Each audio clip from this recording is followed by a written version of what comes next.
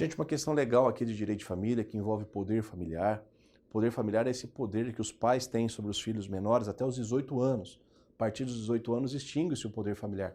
Não quer dizer que o pai deixe de ter obrigação sobre o filho, longe disso. Mas, por exemplo, não tem mais a responsabilidade civil. Se o filho cometer algum tipo de delito até os 18 anos, causando dano a alguém, os pais são responsáveis pela indenização, artigo 932 do Código Civil. A partir dos 18 anos cessa essa responsabilidade.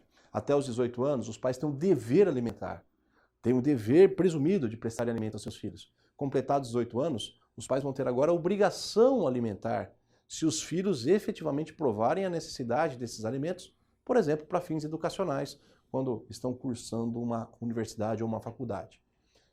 Uma faceta importante das relações familiares, então, é aquela concernente à relação entre pais e filhos.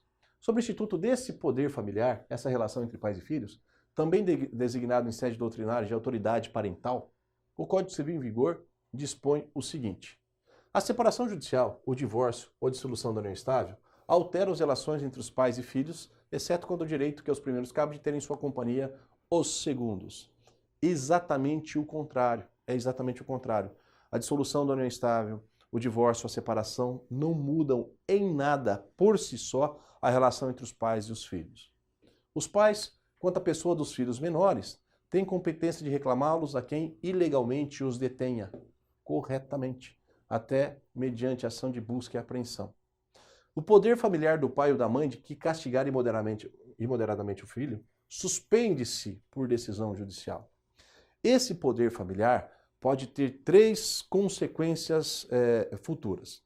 Ele se extingue, ele se suspende ou ele se perde. Ele se extingue por questões naturais.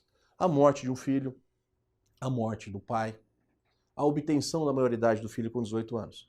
Então a extinção é por modos naturais. A suspensão é quando o pai, ou os pais, o pai ou a mãe, infringem algum direito inerente a essa relação paterno-filial.